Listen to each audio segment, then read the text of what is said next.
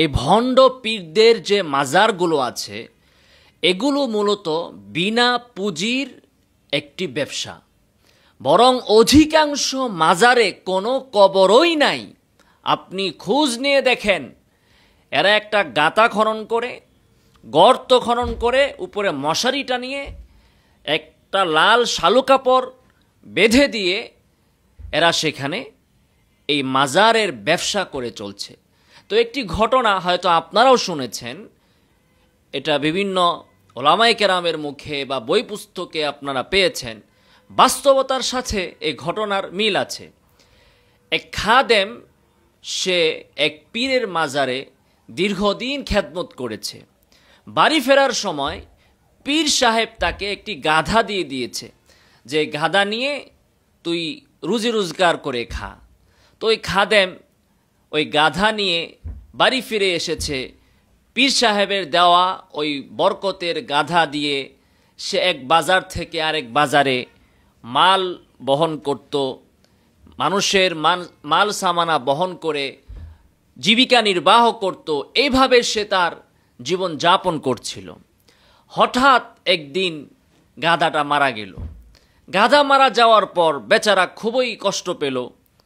তার মনের ভেতরে খুবই ব্যথা এবং খুবই আফসোস যে এতদিন আমি এই গাধা দিয়ে জীবিকা নির্বাহ করে রুজি রোজগার করেছি, সংসার চালিয়েছি, তো আজকে আমার গাধা মারা গেল, আমি এখন চলবো কি? আমি চলবো কিভাবে? খাবো কি করে? সংসারের জন্য কিভাবে উপার্জন করব? বাচ্চা কাচ্চাকে কি খাওয়াবো? এই হতাশা, আফসোস আর মনের ব্যথা দুঃখ নিয়ে রাস্তার পাশে একটি গর্ত খনন করে সেখানে গাধাকে সে দাফন করে দিল। দাফন করে বেচারা চোখ বন্ধ করে গাধার কবরের পাশে বসে বসে বিলাপ করছিল আর কাঁদতেছিল। তো ওদিন ছিল আবার হাট বাজারের দিন, অর্থাৎ আগে গ্রামে সপ্তাহে একদিন হাট বসতো, ওদিন ছিল হাটের দিন। তো লোকজন ওই রাস্তা দিয়ে যাচ্ছিল। তো পথিমধ্যে দেখে যে এক লোক সে চোখ বন্ধ করে একটা কবরের সামনে বসে বিলাপ করে কাঁদতেছে। লোকজন ভাবলো যে নিশ্চয়ই এই ব্যক্তি মনে হয় স্বপ্নে কোনো ওলি আল্লাহর মাজার টাজার খুঁজে পেয়েছে। তো লোকজন যে যেমন পারলো সামর্থ্য অনুযায়ী, কেউ 1 আনা, কেউ 2 আনা, এভাবে তাকে দান করতে লাগলো। মানুষজন হাট বাজার থেকে যখন বাজার সদাই করে বাড়ির দিকে ফিরছিল, ফেরার পথেও দেখলো যে ওই কবরের পাশে বসে ওই লোকটা কাঁদতেই আছে। তো লোকজনের মায়া আরও বেড়ে গেল। লোকজন মনে করলো যে আসলেই হয়তো এখানে কোনো পীরের মাজার টাজার আবিষ্কার হয়েছে স্বপ্নে, না হলে এত কান্নাকাটি কেউ কবরের পাশে বসে তো করে না। তখন লোকজন কেউ 1টা পান, কেউ 2টা সুপারি, কেউ 3টা আপনার কলা, এইভাবে যে যা পারছিল, একটা মুরগি, এভাবে যে যা পারছিল ওই বেটার সামনে, ওই কবরের সামনে দান করছিল। তো কাঁদতে কাঁদতে যখন সন্ধ্যা হয়ে গেল, এই লোকেও কাঁদতে কাঁদতে সে হয়রান হয়ে গিয়েছে, ক্লান্ত হয়ে গিয়েছে, কতক্ষণ আর চোখ বন্ধ করে কাঁদা যায়। এবার বেচারা চোখ খুলল। চোখ খুলে চতুর্দিকে তাকিয়ে দেখে যে কবরের পাশে খাবার দাবার দিয়ে ভরে গেছে। বেচারা তো চোখ খুলে এই দৃশ্য দেখে তার ওই যে দুঃখিত মন, সেটা একেবারেই চেঞ্জ হয়ে খুশিতে সে ঈদের দিনের মতো খুশি হয়ে গেল যে হাই হয়েছে, এটা কি কারবার ঘটলো এটা? আমি তো শুনেছিলাম যে হাতি বাঁচলেও লাখ টাকা, মরলেও লাখ টাকা। এখন তো দেখলাম যে গাদা বাঁচলে লাখ টাকা আর মরলে হচ্ছে কোটি টাকা। আমার এই গাদা বাইচা থাকার চেয়ে এখন যে মারা গেছে, এতে আমার লাভ আরও বেশি হয়েছে। সে খুব খুশি হয়ে এই যা কিছু সে পেয়েছে দান খায়রাত এগুলো নিয়ে বাড়িতে গিয়ে বউ বাচ্চা নিয়ে খুব খুশিতে খাওয়া দাওয়া করলো, ওই দিনটা কাটালো। এর পরের দিনই সে একটা লাল শালু কাপড় কিনে আনলো আর একটা মশারি কিনে আনলো, এনে ওই কবরের উপর ওই লাল শালু কাপড়টা আর মশারিটা লাগিয়ে দিল। এবার তার মাজারের ব্যবসা খুব জাঁকজমকপূর্ণভাবেই চলতে লাগলো। কিছুদিনের ভেতরে সে একটা ওরসের ডাক দিল, আর ওই ওরসে মানুষ বিশাল বিশাল খাসি, গরু, মহিষ, মুরগি যে যা পারল পীর সাহেবের মাজারের ওরসে নিয়ে আসলো। তো এই যখন তার রমরমা অবস্থা, তখন তার পীরের কাছে খবর গেল যে পীর সাহেব, আপনি আর মাজার দিয়া কয় টাকা কামাইছেন আর কয়টা মুরিদ জোগাইছেন, দেখেন গিয়ে আপনার ওই খাদেম যে আপনার জুতা টানতো, এর মাজার তো আপনার থেকেও আরো 10 গুণ বেশি হয়ে গিয়েছে, আর সে কি ওরস করতেছে, আপনার ওরসে আর কি লোক হয়, তার ওরসের থেকে আরো 10 গুণ বেশি লোক হয়।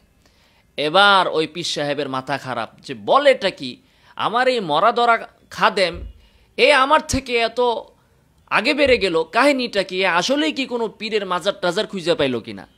এবার ওই পীর সাহেব ওই খাদেমকে ডাকলো তার বাড়িতে।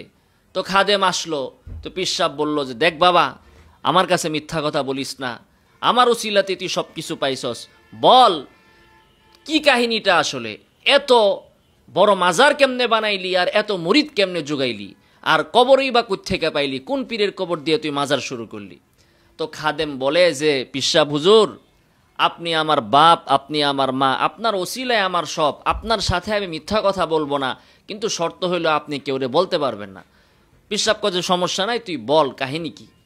তো খাদেম বলে যে হজরত পীর সাহেব হুজুর কেবলা, আসলে কবর টবর কিচ্ছু না, কোনো পীরের মাজার টাজার কিচ্ছুই আমি পাই নাই, আপনি ওই যে একটা গাধা দিছিলেন, ওই গাধাটা দিয়ে তো আমি ভালোই চলছিলাম, হঠাৎ গাধা মারা গেল, আমি কবর খুঁদলাম, গাধারে দাফন করলাম, এরপরে চোখ বন্ধ করে কান্নাকাটি শুরু করলাম, আর এই কান্নাকাটি থেকে উঠা দেখি এক আজিমুসান ব্যাপার, আর ওই যে চলছে, চলতে চলতে এই পর্যন্ত এখন এই মাজার আর এই ওরস যা আপনি দেখতে পাচ্ছেন।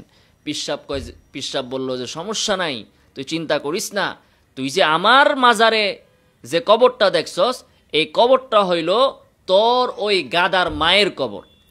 আমার এইখানে যে মাজারের যে কবরটা দেখতে পাচ্ছস, এখানে হচ্ছে ওই গাদার মায়েরে আমি এখানে কবর দিছি, কাজে আমি যা করছি তুই তাই করতেছস, করতে থাক, কোনো সমস্যা নাই। তো প্রিয় ভাইয়েরা, আজকে আপনারা এই যে বাংলাদেশে বা বিভিন্ন দেশে যে মাজার দেখেন, আপনি খবর নিয়ে দেখেন, ওই মাজারের ভিতরে ওই পীরের কোনো অস্তিত্ব নাই।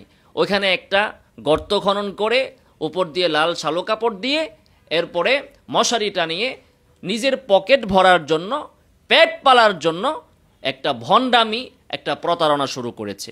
পৃথিবীতে যত দুর্নীতি আছে, যত প্রতারণা আছে, যত ভণ্ডামি আছে, এর মধ্যে সবচেয়ে বড় ভণ্ডামি হচ্ছে এই সকল মাজারগুলো, যেগুলো জনগণকে ধর্মের নামে মিথ্যা কথা শিখাচ্ছে, ধর্মের নামে মানুষকে ধোঁকা দিচ্ছে।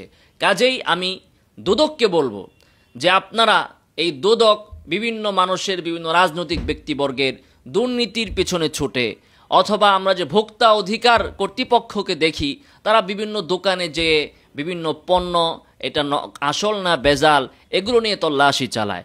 তো আসলে এই ভোক্তা অধিকার কর্তৃপক্ষ এবং এই দুদকের উচিত বাংলাদেশে যে মাজারগুলো আছে সেখানে আসলেই ওই পীর সাহেবের মাজার আছে কিনা এটা তদন্ত করা, এবং ওই মাজারগুলোতে যা চলছে ধর্মের দৃষ্টিকোণ থেকে, ইসলামের দৃষ্টিকোণ থেকে তা বৈধ কিনা সেটা যাচাই বাছাই করা, এবং জনগণকে তারা যেন তাদের অর্থ, তাদের শ্রম, তাদের এই ইবাদত যেন অপাত্রে খরচ না করে, সে বিষয়ে জনগণকে সজাগ এবং সচেতন করা, এটা সরকারের দায়িত্ব।